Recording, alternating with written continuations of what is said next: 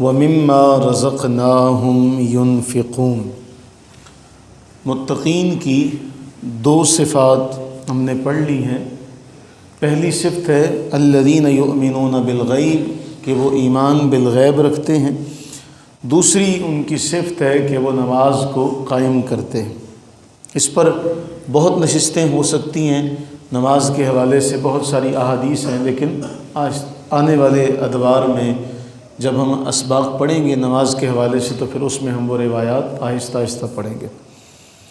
تیسری جو نشانی ہے، فرمایا وَمِمَّا، اور اس سے جو رزقناہم، ہم نے ان کو دیا، ينفقون، وہ لوگ خرچ کرتے ہیں۔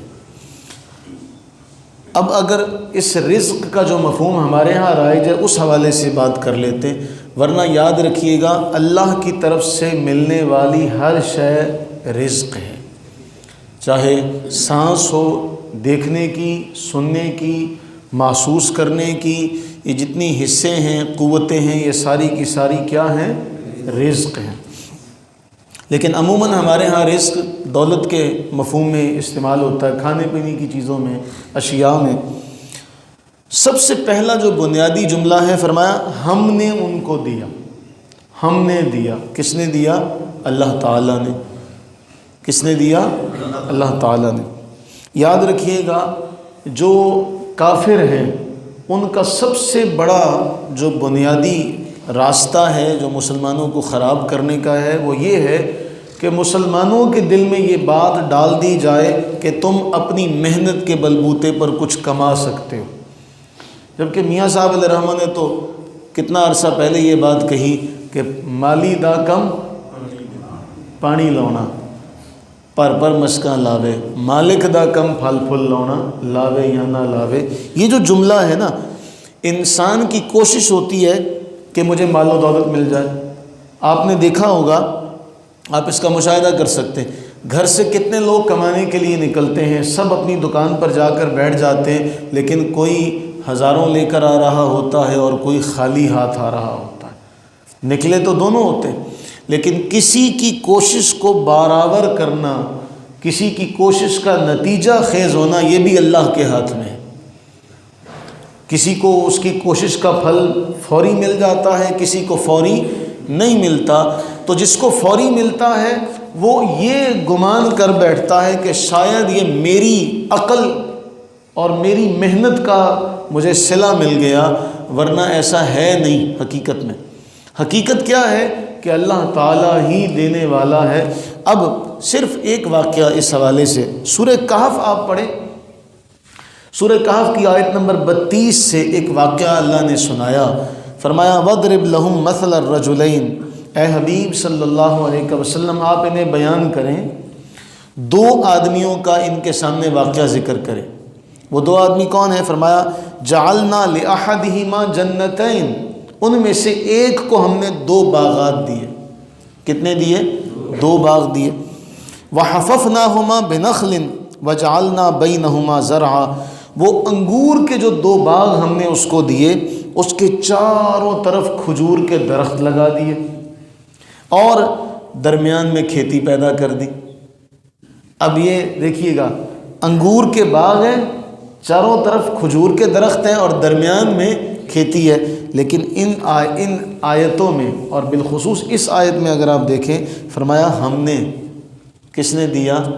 ہم نے دیا۔ اللہ تعالیٰ فرما رہے ہیں اب ظاہر سی بات ہے اس کے باغ ہیں تو اس باغ کو پانی بھی اس نے لگایا ہوگا، دیکھ بھال بھی اس نے کی ہوگی، سارا کچھ اس نے کیا ہوگا، لیکن اللہ تعالیٰ فرما رہے ہیں کہ یہ کس نے دیا؟ ہم نے دیا، اللہ نے دیا۔ ان سب کی نسبت اللہ نے اپنی ذات کی طرف کی۔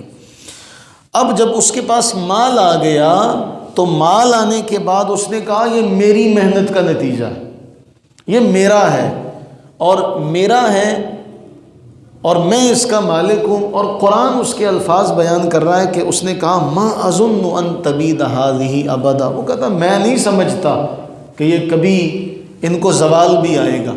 جب اس نے یہ کہا نا یہ سب کچھ میرا ہے، تو اس کے ساتھی نے اسے کہا تھا تمہیں اس طرح کہنا چاہیے ما شاء اللہ، تمہیں اس طرح کہنا چاہیے ما شاء اللہ لا قوت الا باللہ، تمہیں تو اس طرح کہنا چاہیے کہ اللہ تعالیٰ جو چاہے وہی ہوتا ہے اور وہی ملتا ہے جس کو اللہ تعالیٰ جو دینا چاہتا۔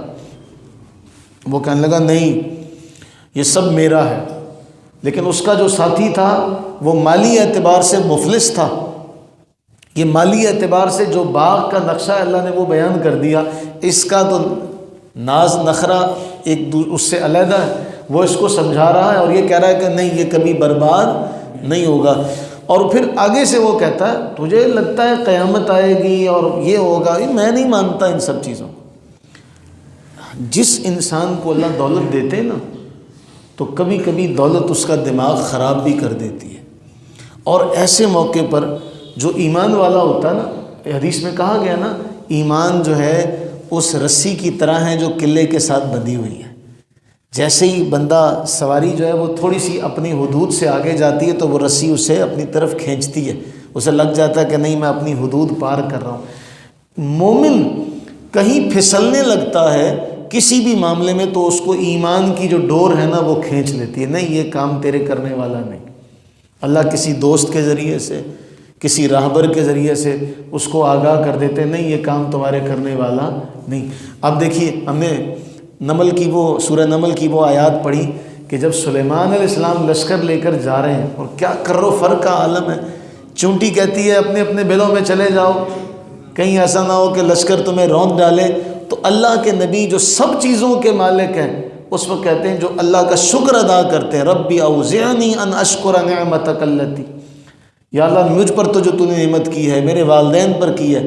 تو انہوں نے کیا کیا؟ شکر ادا کیا، شکر کی توفیق مانگی۔ اس نے کیا کیا؟ اس نے کہا نہیں یہ تو میرا ہے۔ قرآن فرماتا ہے وَأُحِيطَ بِثَمَرِهِ، اس کے پھلوں کو پھر عذاب نے گھیر لیا۔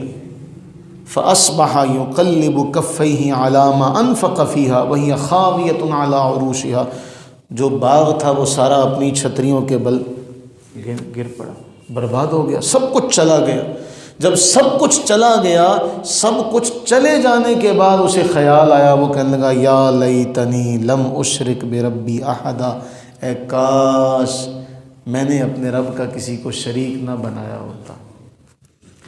تو سب سے پہلا بنیادی جو عقیدہ ہے اس آیت میں وہ یہ ہے کہ جو ملتا ہے اللہ کی طرف سے ملتا ہے۔ ينفقون تو بعد میں آئے گا نا، وَمِمَّا رَزَقْنَاهُمْ، جو ہم نے دیا، اللہ نے دیا۔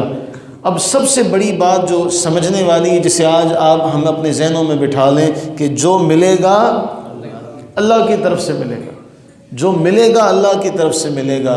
اب اس میں کسی کا عقل کا کوئی دخل نہیں، کسی کے ذہن کا کوئی دخل نہیں، کسی کی صلاحیتوں کا اس میں کوئی دخل نہیں۔ ہاں اس کا یہ مطلب نہیں ہے کہ ہم کہہ دیں جی اللہ نے دینا ہوگا تو اللہ بیٹھے بٹھائے دے دے گا، یہ اس کا معنی ہرگز نہیں ہے۔ صلاحیتیں استعمال کرنے کا حکم دیا۔ ہم ایک حدیث کو غلط ہمارے ہاں کوٹ کیا جاتا ہے، اللہ کے نبی علیہ السلام نے فرمایا تھا پرندے کی طرح تم توکل کرو نا، تو وہ صبح نکلتے ہیں بھوکے، شام کو جب آتے ہیں تو سیر ہو کے آتے ہیں۔ اب بندہ کہے جی میں بیٹھا رہوں توکل کر کے، تو اس حدیث کے اندر یہ ہے کہ پرندے نکلتے ہیں، وہ اپنے گھونسلے کو چھوڑ کے جاتے ہیں۔ تو یہ ہمیں ضرور حکم دیا کہ اسباب اختیار کرو، محنت کرنا تمہارا کام ہے، آگے پھر بازو پکڑنا اللہ کا کام ہے۔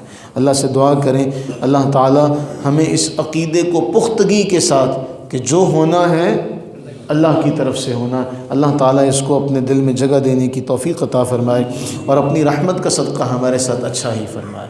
آمین ثم آمین۔